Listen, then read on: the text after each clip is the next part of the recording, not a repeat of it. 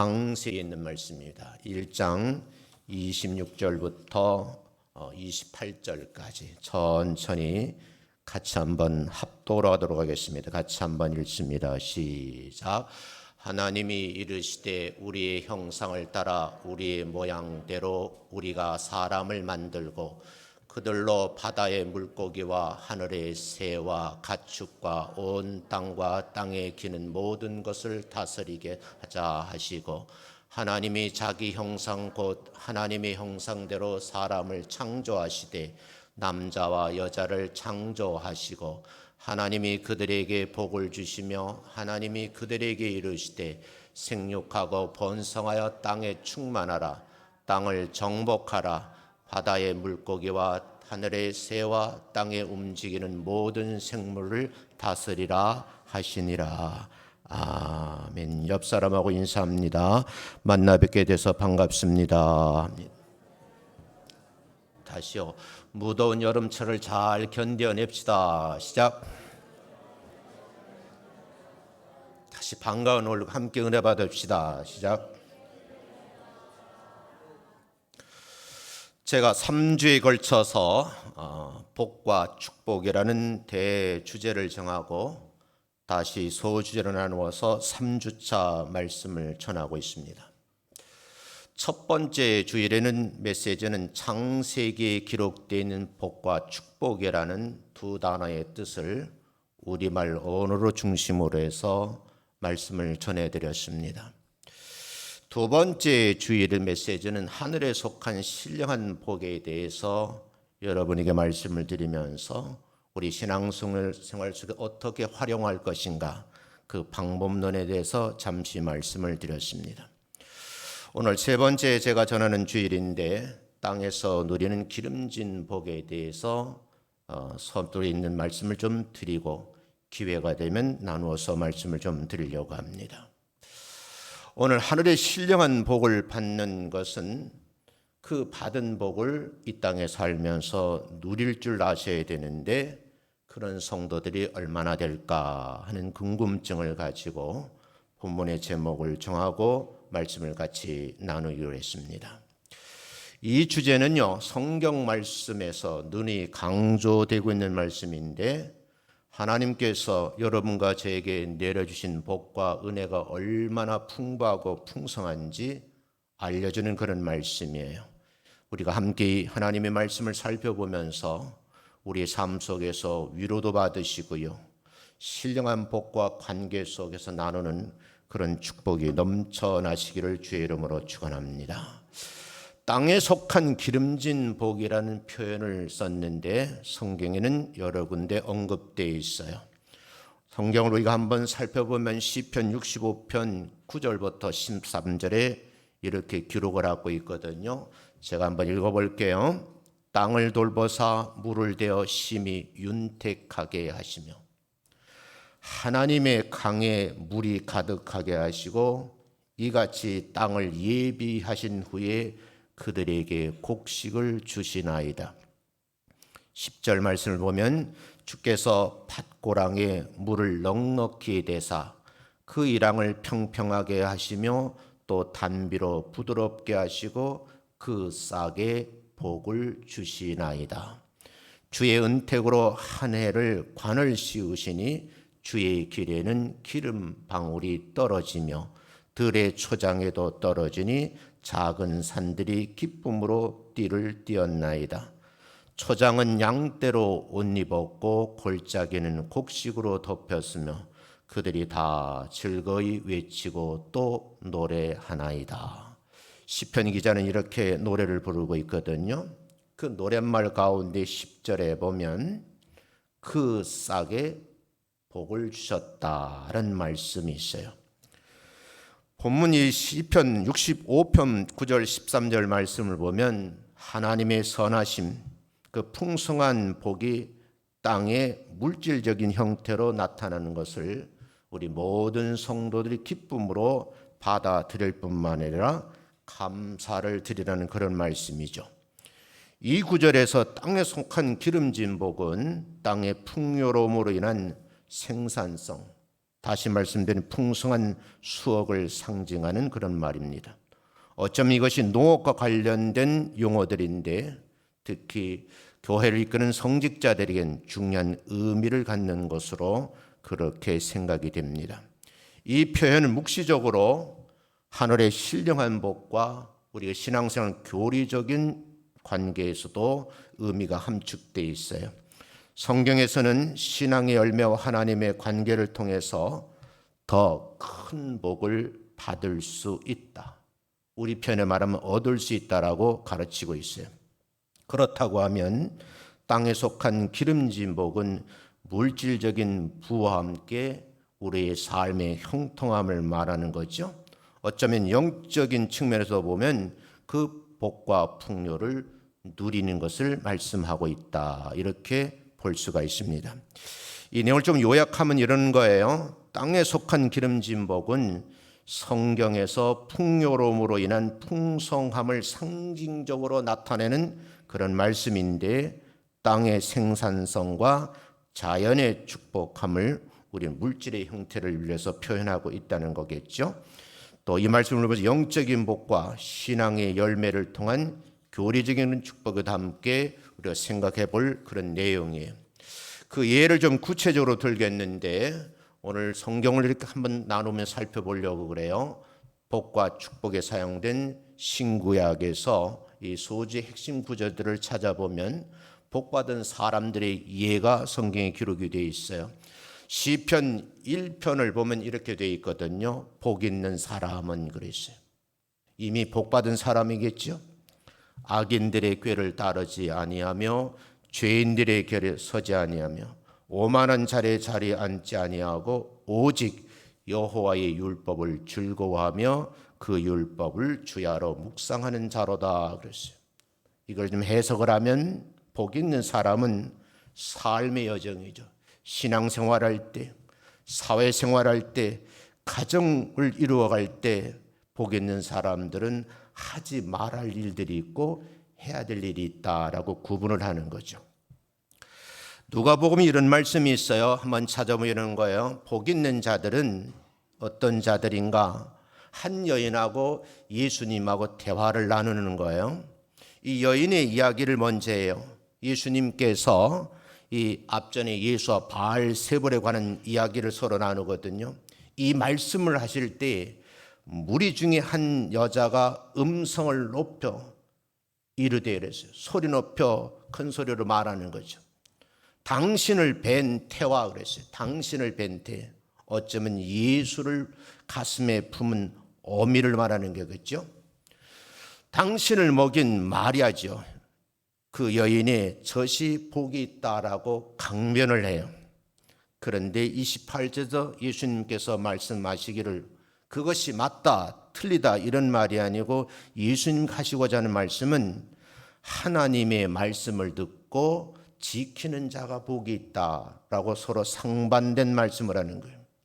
어쩌면 여인의 입장에서 보면 예수님이라고 하는 분을 가슴에 품고 그리고 그 아이를 젖먹인 그 여인이 참 복이 있는 여인이라는 표현을 쓰고 싶었는데 예수님께서는 하나님의 말씀을 듣고 지키는 자가 복이 있다 이렇게 말씀을 하시는 거예요. 민수기에서 하는 말씀을 보면 이런 말씀이 있어요. 24절에 보면 여호와는 그랬어요. 하나님께서는 내게 복을 주셨다 그랬어요. 그리고 다시 말씀하시기를 너를 지키시기를 원하고 여호와는 그의 얼굴을 내게 비추사 은혜를 베푸시기를 원한다는 것. 그리고 하나님은 그의 얼굴을 내게로 향하여 드사 평강 주시기를 원하신다라고 말씀을 하시면서 27절에 보면 그들은 이같이 내 이름으로 이스라엘 자손에게 축복할지니 내가 그들에게 복을 주리라 하고 말씀하고 있죠. 다시 말씀드리면 하나님께서 복을 주신 거예요. 복을 준 하나님께서 우리를 향해서 지키길 원하시고 얼굴을 내게 비춰 은혜 베푸시길 원하시고 평강 주시길 원하신다는 거예요. 이 복을 받은 사람들은 옆에 있는 분들에게 축복을 하게 되면 내가 그들에게도 어떻게 해요? 복을 주시겠다 하는 말씀이죠. 시편 67편 1절 말씀은 이렇게 되어 있어요. 하나님은 우리에게 은혜를 베푸사 복을 주시고 그의 얼굴을 우리에게 비추셨다. 이렇게 말씀을 하셔요. 사람들이 서로에게 축복을 전하는 예도 있거든요. 로마서 12장 14절에 보면 이런 말씀이 있어요. 너희를 박해하는 자를 축복하라 그랬어요. 사람과 사람 사이에 한 사람은 피해자고 한 사람은 박해자이죠. 그 박해하는 사람을 축복하라. 강조하는 거야. 축복하고 저주하지 말라 그랬어요. 여기에 대해서 베드로전서 3장 9절 말씀에 보면 이렇게 다시 강조를 해요. 악을 악으로 욕을 욕으로 갚지 말고 도리어 복을 빌어라 그랬어요. 우리 이런 상황을 많이 하잖아요. 정말 악으로 갚고 싶어요. 육두문자를 쓰고 싶어요. 그런데 성경은 악을 악으로 갚지 말고 욕을 욕으로 갚지 말고 도리어 복을 빌라는 거예요. 그러면 너희가 부르심을 받았으니 이는 복을 이어받게 하신다는 거예요. 부모님이 이런 복을 받았으면 자녀도 복을 받을 수 있다는 거죠. 또 한 가지는요. 하나님이 내리신 복과 축복에 대한 예인데 민수기에 있는 말씀을 다시 한번 인용해 보면 이런 거예요. 여호와께서 모세에게 말씀을 하셨어요. 아론과 그 아들들에게 말을 합니다. 너희는 이스라엘 자손을 위하여 이렇게 축복하라고 강조되어 있어요. 적어도 하나님께서 모세에게 복을 주셨죠. 그리고 그 아들, 그의 아들 아론과 그의 아들들에게 다시 말하는 거예요. 이스라엘 자손을 위해 축복을 하라는 거예요. 다시 말하면 복받은 사람은 축복하라 그런 말씀이죠. 이런 예들은 성경에서 복과 축복이 어떻게 사용되고 어떤 문맥에서 서로 나누어야 되는지를 자세히 밝혀주는 말씀이에요. 성경 전체를 통해서 복과 축복이라는 단어가 다양한 문맥에서 사용되는 것을 찾아볼 수 있어요. 그래서 오늘 여러분들에게 제가 전하고 싶은 내용을 세 가지로 나누어서 좀 말씀을 드리려고 그래요. 그 첫 번째가 창조의 복이에요. 하나님은 이 세상을 말씀으로 창조하실 때부터 이 땅에 살아간 모든 생명체를 만드시고 그들에게 복을 주셨어요. 첫 주에 말씀을 드렸잖아요. 우리가 생각하는 것보다 생물들에게 바다 속에 사는 물고기 떼들에게도 복을 주셨고요. 하늘나는 새 떼들에게도 복을 주셨는가 하면 오늘 이 시편 말씀에도 보면 새싹, 땅에 소는 싹들에게도 복을 주셨다 그랬어요.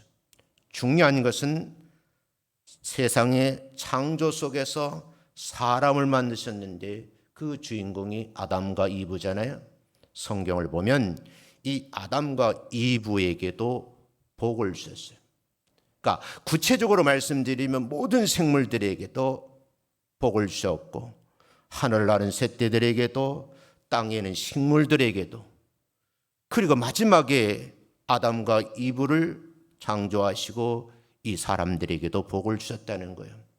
그리고 6일 동안 열심히 일하셨는데 제7일 안식일에 그날을 복된 날이라고 칭하셨다는 거예요. 우리 창세기 1장 28절을 한번 읽어보겠어요. 같이 한번 읽습니다. 시작. 하나님이 그들에게 복을 주시며 하나님이 그들에게 이르시되 생육하고 번성하여 땅에 충만하라.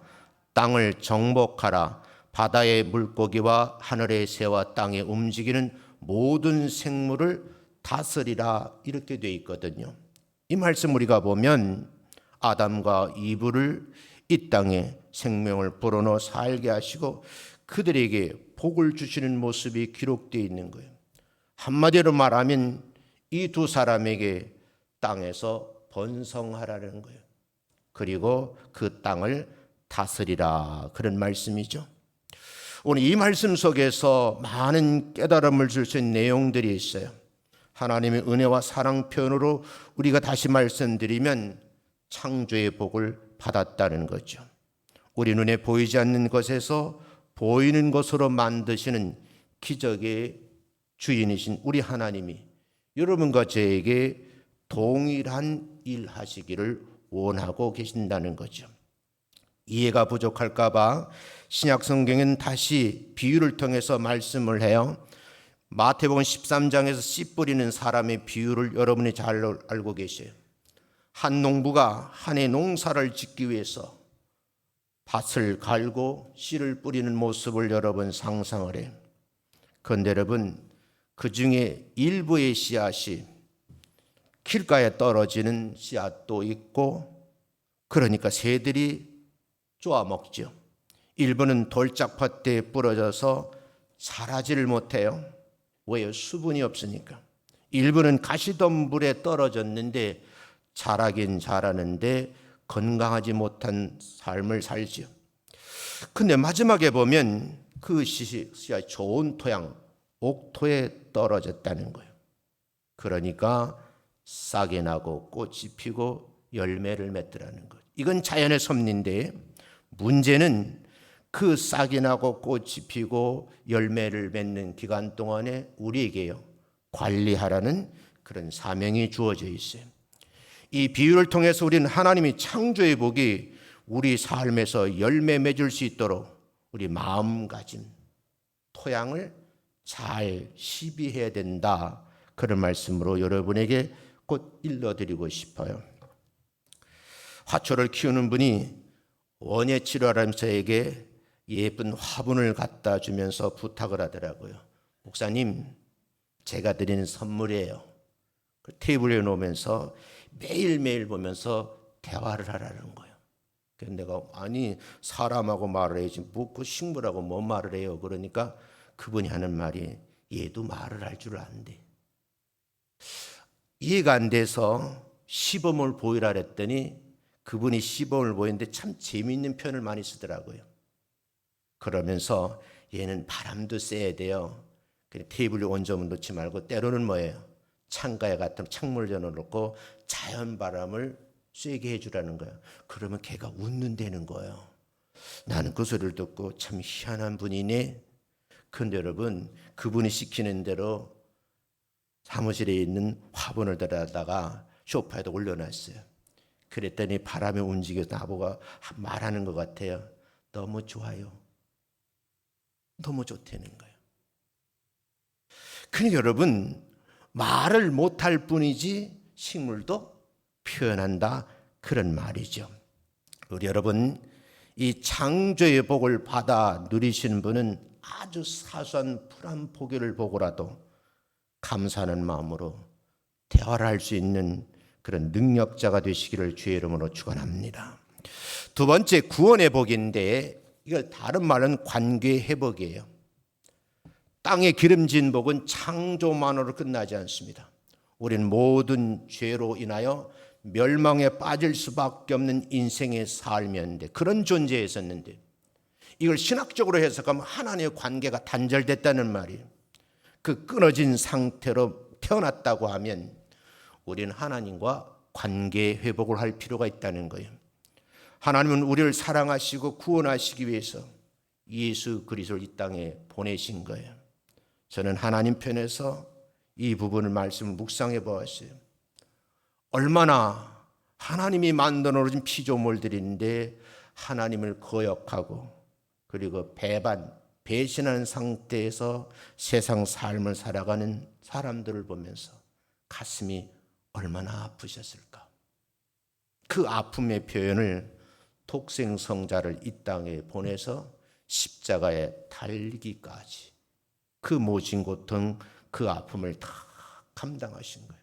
어쩌면 십자가 상에 달려서 흐느끼듯 울부짖은 7마디가 있잖아요. 하나님, 할 수만 있다면 이 잔을 좀 옮겨주세요. 그 절규 소리를 하나님이 들으셨을 거 아니에요.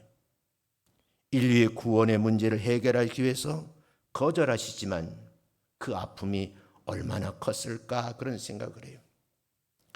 요한복음 3장 16절에 이런 말씀이 있죠. 하나님이 세상을 이처럼 사랑하사, 방금 소개한 내용처럼 하나님은 여러분과 저를 사랑하셨다는 거예요. 그 사랑의 표현이 독생자를 주셨다고 그랬어요. 이는 저를 믿는 자마다 멸망하지 않기를 원하시고요, 모든 분들이 영생을 얻게 하려 하심이라고 구체적으로 기록되어 있잖아요. 예수 그리스도의 십자가의 은혜는요, 우리를 구원에 이르게 하고 새로운 삶을 살 수 있도록 기회를 주신 거예요. 나는 이 부분을 하나님과 관계 회복이다, 이렇게 말씀을 드리고 싶어요. 세상에 그 무엇보다도 하나님과 대화를 단절하지 않고 교제하시는 여러분 되시기를 주의 이름으로 축원합니다. 아니, 원해 치료하는 사람은 식물하고도 얘기하라고 그러는데 나를 살려주신 영원한 전지전능하신 하나님과 왜 대화를 하지 않느냐? 그 이유는 관계가 단절됐기 때문에. 사랑하는 성도 여러분, 그 하나님께서 얼마나 기다리셨겠어요? 그게 신약성경에 탕자의 비유에 나와 있어요. 집을 나간 아들이 돌아오길 기다리는 아비의 마음이 구구절절 기록이 되어 있어요. 예수님 이를 표현하기 위해서 탕자의 그 잃어버린 아들이라는 비유를 통해서 하시고 하자는 의도함이 계셨어요. 누구나 다 알고 있는 내용이지만 이 비유에서 아버지는요, 모든 재산을 분배해서 아들에게 주지요. 그리고 아들은 자기 몫을 챙겨서 도시에 가서 활락을 즐깁니다. 그러다가 그것도 잠깐 모든 걸 다 잃어버려요. 그리고 마침내 돼지 우리가 안에서 돼지가 먹는 먹이를 먹어야 하는 신세가 되면서 그때서 자기가 살던 집을 생각하죠. 내 집에 돌아가면 먹을 것도 풍성하고 누릴 것도 많은데 나는 이곳에 뭐 하는 것인가? 라고 자기 자신을 돌아보죠. 그런 시간에도 아버지는요, 매일 문 밖에서 아들이 돌아오기를 기다리죠. 어느 날 보니까 그 아들이 누추한 모습으로 돌아오는 거예요. 남루해요. 몸에 냄새가 나요. 그럼에도 불구하고 아들을 목을 끄안고 반기잖아요.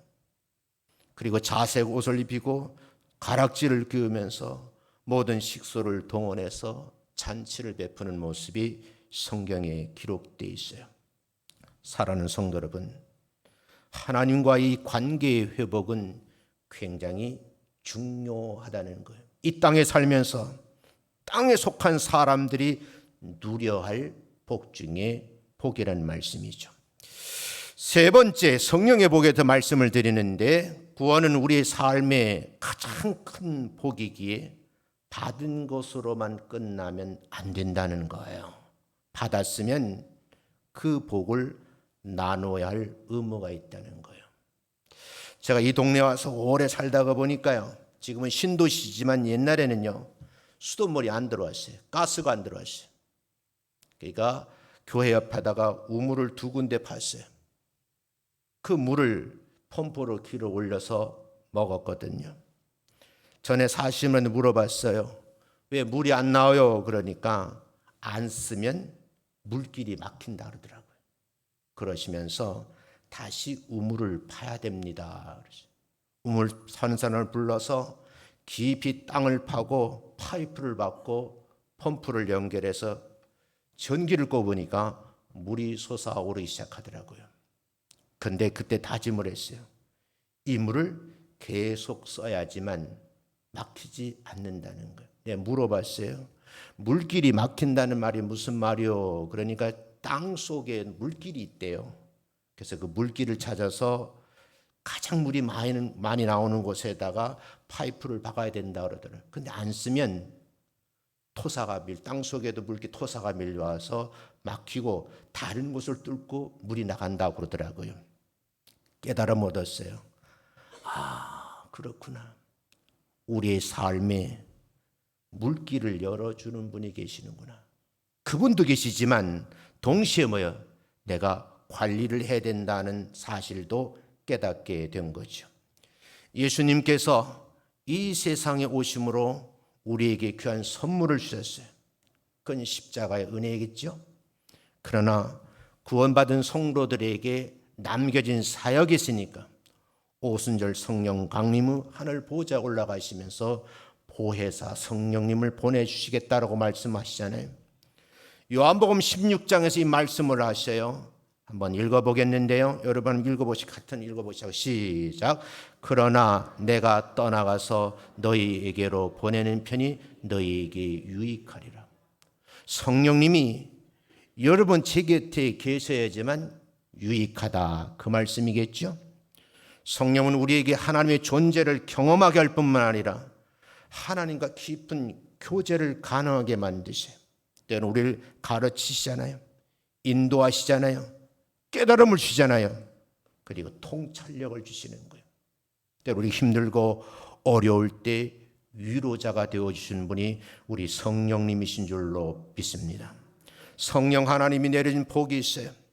그 복은 우리에게 다양한 선물과 은사로 표현이 돼요. 갈라디아서 5장 22절 23절 말씀을 참고해 보면 성령의 열매는 9가지라는 거예요. 사랑과 기쁨과 화평과 오래 참음과 자비와 선량과 충성과 온유와 절제니, 이 같은 것을 금할 법이 없다라고 말씀하시잖아요. 이 세상 누구도 이 9가지 은사에 대해서 금할 수 있는 법이 없어요. 왜요? 영이신 성령 하나님이 영으로 충만한 성도들에게 주시는 선물이기 때문입니다. 그렇다고 하면 이런 성령의 열매들 우리 삶 속에서 받아 누리셔서 풍성한 열매를 거두시고 은혜를 함께 나누는 여러분 되시기를 주의 이름으로 축원합니다. 이는 성경에서는 우리에게 여러 부분의 각종 말씀을 통해서 다양한 방법으로 소개를 해요. 성령의 인도하심을 따라서 9가지 은사를 사용하셔야 된다는 거죠. 우리를 인도하고 때로 우리를 사용하시거든요. 그래서 여러분들이 잘 알고 있는 말씀 8장 14절 로마서거든요. 같이 한번 읽어보겠습니다. 시작. 이는 하나님의 자녀가 곧 성령의 인도하심을 받는 자니 성령의 인도하시는 대로 가는 자들이 하나님의 자녀니라. 하나님의 자녀가 어떤 사람이요? 앞에 소개되어 있잖아요. 성령의 인도하심을 받는 자가 하나님의 자녀고 성령이 인도하시는 대로 가는 자가 하나님의 자녀라는 거예요. 하나님의 자녀로 한 주간 동안 복되게 살아가시기를 주의 이름으로 축원합니다. 우리가 이제 말씀을 한번 생각을 해봤어요. 성령님은 우리에게 다양한 은사를 주실 뿐만 아니라 우리를요 섬김의 자리로 우리를 부르신 거예요. 왜 낮은 자리로 부르셨는가? 예수님처럼 낮고 천한 곳에 오셨잖아요. 그리고 여러분 나를 낮춰서 다른 사람을 섬기라는 데 의미가 담겨져 있어요. 요즘에 한국 교회에 대해서 비판을 가하는 그런 선각자들이 많아요. 어떻게 한국 교회가 이 모양이 됐냐고 한탄하는 분들도 있어요. 그 중에 뼈 아픈 말이 한마디가 이제는 군림하는 교회가 됐다는 거예요. 섬기는 리더가 없고 모든 사람들이 부귀영화를 누리고 군림한다는 거예요. 그래서 한국 교회가 이런 모양으로 변해버렸다고 질타를 하는 거죠. 여러분, 그들의 그 질타의 소리를 겸허히 받아들일 필요가 있어요. 나서부터 성령님의 인도함을 따라서 겸손한 모습으로 낮은 자세로 섬기는 그런 삶의 주인공이 되시기를 주의 이름으로 축원합니다. 어떻게 해야 되겠는가? 그것이 여러분 성경에 소개되어 있어요. 그게 겨자씨의 비유예요. 마가복음 4장에 보면 아주 작은 겨자씨. 그런데 여러분 그 작은 씨앗이 땅에 떨어져서 영양 공급을 받죠. 수분을 빨아올려요. 그리고 싹이 나고 줄기가 뻗어나기 시작하는데 사실은요 큰 새가 날아와서도 휘어지지 않고 부러지지 않을 정도로 강한 나무가 되는 거죠. 무슨 말씀인가 하면 작은 씨앗이 토양에 심겨 시작하면 작은 것으로 끝나는 것이 아니라 큰 나무로 성장해서 새들이 와서 쉼을 얻을 정도로 그런 모습으로 성장해야 된다, 그런 말씀이에요. 우리는 이를 통해서 성령의 역사는요 작은 시작에서부터 큰 열매를 맺을 수 있다는 결과론을 얘기해요. 그렇다고 하면 성령님 우리 안에 거하시면서 우리를 변화시켜 주실 줄로 믿습니다. 우리에게 능력을 주실 줄로 믿습니다. 그래서 큰 영향력을 행사할 수 있는 그 능력을 발휘하는 주인공이 되자, 그런 말씀을 드리고 싶어요. 이렇게 한번 정리를 해볼게요.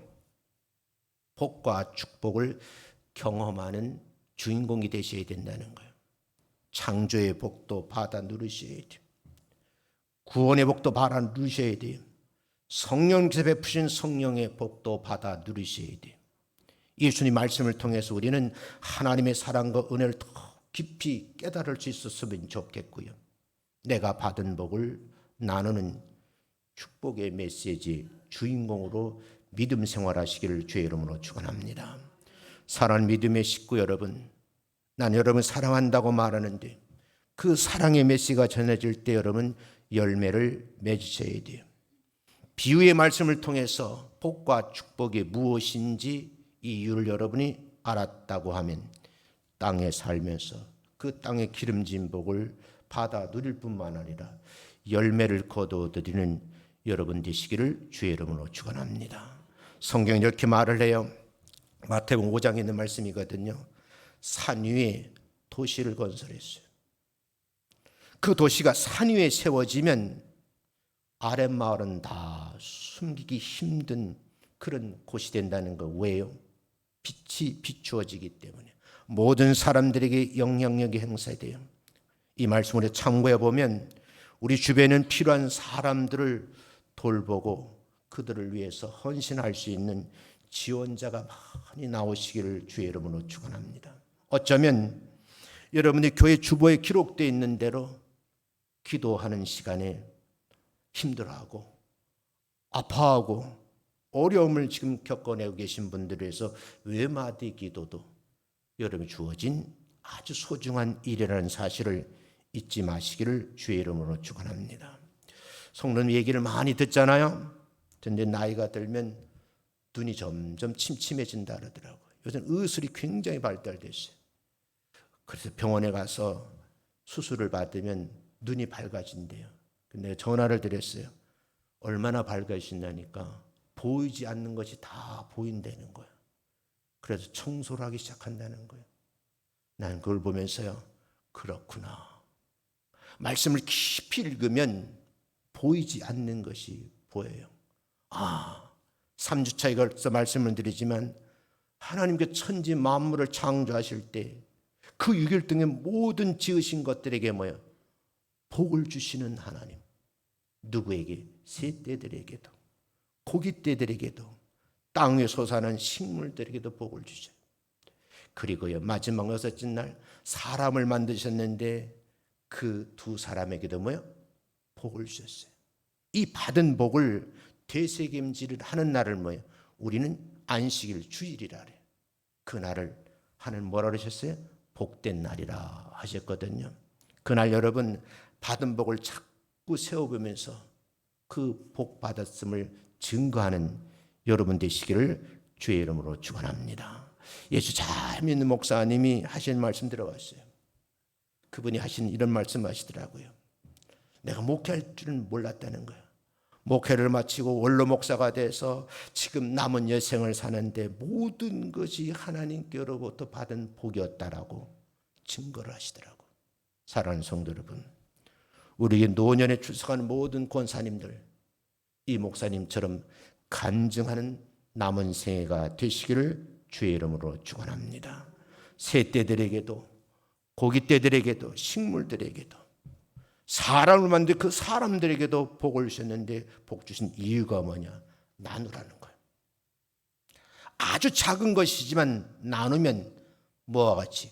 겨자씨와 같이 큰 나무로 성장해서 이웃들이 와서 나에게 기댈 수 있다는 거예요. 자꾸 어린아이에 머물지 마시고 어느 정도 되면 성도들 가까이 다니면서 나에게 와서 좀 기대세요. 내가 이 정도로 믿음이 성장했어요. 그래서 그 한 분을 또 한 제자로 성장시키는데 그 역할을 잘 감당하시는 여러분 되시기를 주의 이름으로 축원합니다.